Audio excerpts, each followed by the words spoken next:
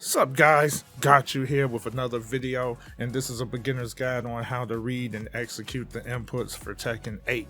If you are brand new to Tekken, you are going to have a hard time enjoying the game without a basic understanding of how the inputs work.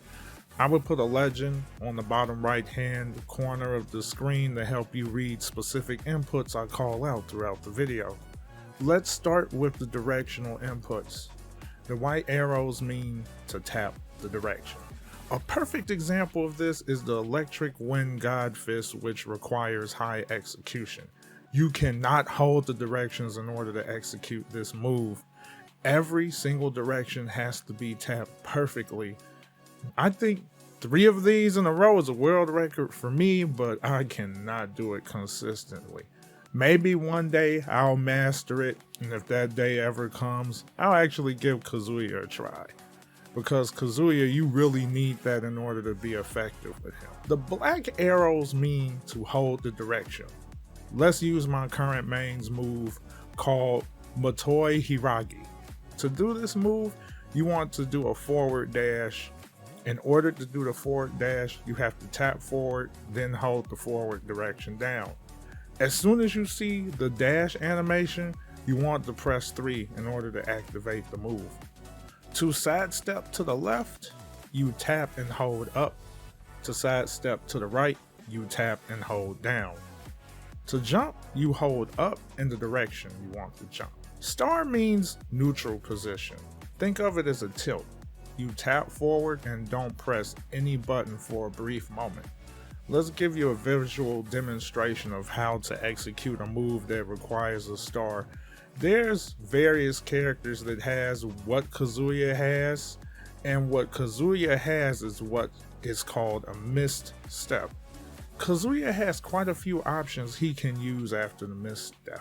As you can see, you have to tap forward and press nothing for a brief millisecond. You know you did it right when Kazuya does a quick short step forward. Now let's discuss the attack buttons. Left punch is 1, right punch is 2, left kick is 3, and right kick is 4. Every attack button coordinates with the button on the controller you are using. If you're using a fight stick, then the button layout is going to be a bit different, so you have to map out your buttons. There are some attack button combinations, for example pressing 2 and 3 at the same time, that can be quite difficult to do during a combo or a tough situation that requires a quicker reaction time. For example, Asuka's first input for the attack string called White Heron Dance can be used to extend combos. To execute the attack string, you have to press 1 and 3 at the same time. This button can be tough to do, but can be done with practice. However, Tekken 8 gives you the option to customize some button combinations on your controller and fight stick in order to make some button combinations easier to do. The nice thing about the move list in Tekken 8 is there are icons on the far right which tell you the additional properties of each move. This is important to note because knowing how each move works will help you learn what moves are good for specific situations. The icon that shows a body surrounded by an aura means when you land a clean hit with the move, it instantly activates heat gauge and automatically allows you to pressure your opponent with any attack of your choosing. Heat gauge has a ton of uses. So many uses that a single video can be done about it. Just to keep a long story short for today's video, when activated, blocked attacks can cause chip damage to health. Offense can recover some lost health. It can also be used to extend combos. Certain moves are enhanced, and you have a strong move called Heat Smash. Heat Smash not only has armor, but it does a decent chunk of damage. The red icon with a character surrounded by a shield is a Power Crush move. Power Crush armors through highs and mid attacks. Be warned that Power Crush is weak against lows. The red icon that has a symbol that looks like a body corkscrewing through the air, that simply means that your opponent will flip onto the back of their head. Hitting your opponent with this type of move in midair will trigger a corkscrew-like animation that allows you to extend combos. The blue icon means the move has tracking, which is good against sidesteps.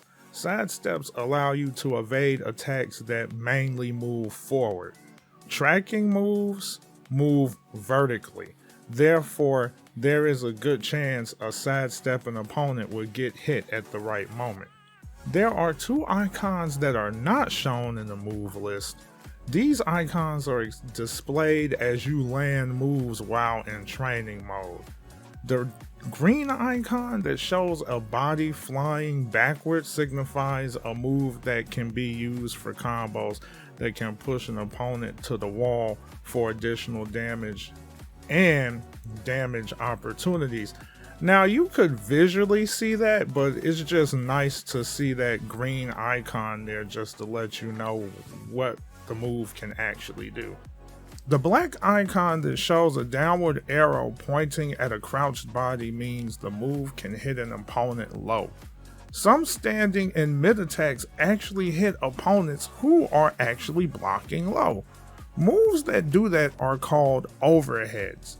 Any standing move or move that attacks the midsection of the body that gets this icon is a move you should know. There are even some hidden moves that act as overheads.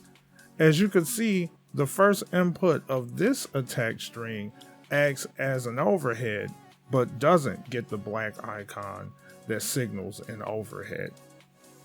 Wow, this move is a standing attack that attacks downward, but as you could see, you actually get the black icon signaling a potential overhead. All of the information I have provided is the basic fundamentals you want to be aware of in order to have a better experience.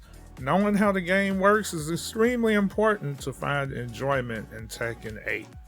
Learning combos is great, but going in blind without an understanding of the basic building blocks of Tekken 8 will make rising in the ranks even more difficult. Also, a lack of understanding of the moves will make labbing with new characters less enjoyable, because knowing how the moves work will allow you to create and develop your own style. And the more you learn, the more you can express yourself in your own way. And that's what makes Tekken 8 so freaking fun. You don't have to stick to the same flowcharty type spit that you see all over the web. So if you find this video useful in any way, please hit that like button and subscription button for more content from your boy Got You. And if you watch this video in its entirety, shout out to you guys because you're goated. Look forward to seeing you in the next video. Peace and God bless, and most importantly of all, thank you.